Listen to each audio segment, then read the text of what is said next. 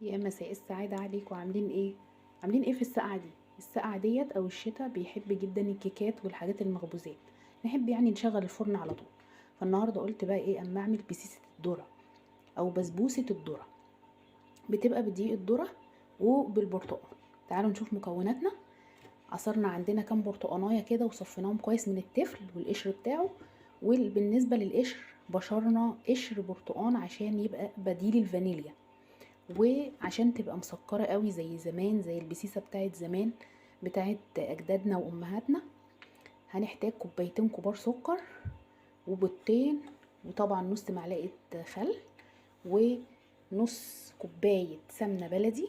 دي كوباية سمنة بلدي متسيحة وعليها نص زيت، يعني نص سمنة ونص زيت. زيت حلو، يعني زيت يكون جودته كويسة، ما يبقاش ليه ريحة. وطبعا بكون فانيليا، لا اسفة، بكون بيكنج باودر. انا استغنيت عن الفانيليا بقشر البرتقال، ودقيق زيرو، ودقيق ذرة نص ونص. طبعا انا هعمل كمية كيلو دقيق، انت حابة تعملي نص الكمية هتاخدي طبعا نص المكونات. يلا نشوف. هنبدأ في الخلاط، كل حاجة هتبقى سهلة، مش هتاخد معانا نص ساعة. هنقول بسم الله الرحمن الرحيم وهنكسر البيض. حابة تكتري البيض عن كده، يعني تحطي 3 بيضات 4 بيضات. طبعا ايه ده بتاعك انت، الحاجة دي بتاعتك انت. في قشرة وقعت، تعالى نجيبها. هنجيبها بس بعد ما نخلص. حطينا البيض وهنحط السكر. لو بتحبوا السكر قليل ما تكتروش السكر كده، يعني حطي مثلا كوبايه ونص بس. هنضرب ده في الخلاط وارجع لكم. بعد ما ضربت شويه كده، طبعا ايه ما ننساش معلقه الخل في نص الضرب كده. هنزل بقى بقشر البرتقال. ونسيت اقول لكم وانتي بتبشري البرتقانايه ما تدخليش على القشره البيضه اللي هي بتبقى في البرتقان عشان ما تمررش معاكي. هنضرب ونرجع. الخليط عندي فتح خالص اهو. هنزل باول كوبايه برتقان معاها واضرب. دي تاني كوبايه. ضربنا كله، فاضل السمنه والزيت هنحطهم برضو كده. ودي اخر حاجه هضربها. بصوا لقيت عندي حته قشطه كده على وش اللبن، قلت لا والله ما انا مستخسراها في الكيكه. بصوا احنا انا عارفه بعد الشتا ده هنروح الجيم على طول. هضرب اخر ضربه وارجع له. ضربنا المكونات كلها اهي. هننزل بيها بقى. بصوا ازاي هعرف ان الكيكه ان شاء الله هتبقى ناجحه؟ شايفين الرغاوي اللي على الوش دي؟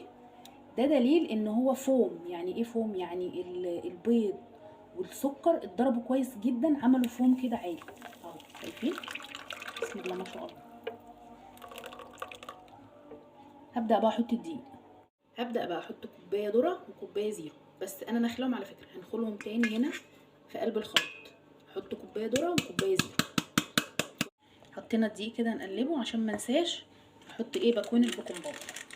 طبعا انا حطيت 2 ذره و2 زيرو. الباكو البيكنج باودر ده لنص كيلو دقيق بس، يعني فوق النص كيلو بنص كوبايه لازم تحطي كمان باكو، عشان يبقى ايه ما تقوليش ليه الكيكه مش معليتش بسبب كده. احط ذره الملح طبعا اللي احنا متعودين عليها.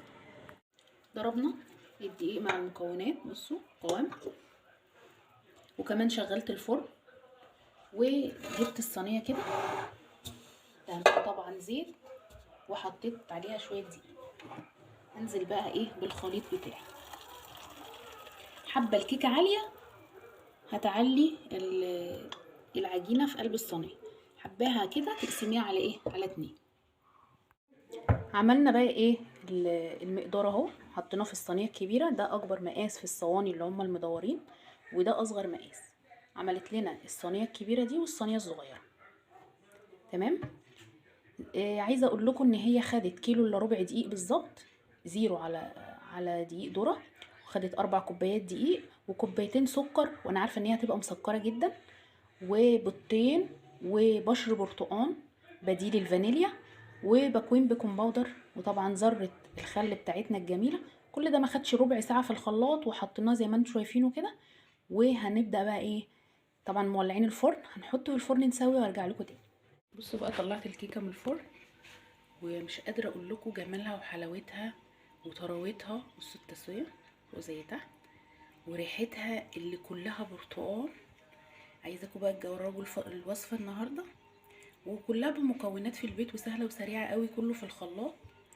وما تنسوش بقى اللايك والشير وعشان تشغلوا معايا القناه كده.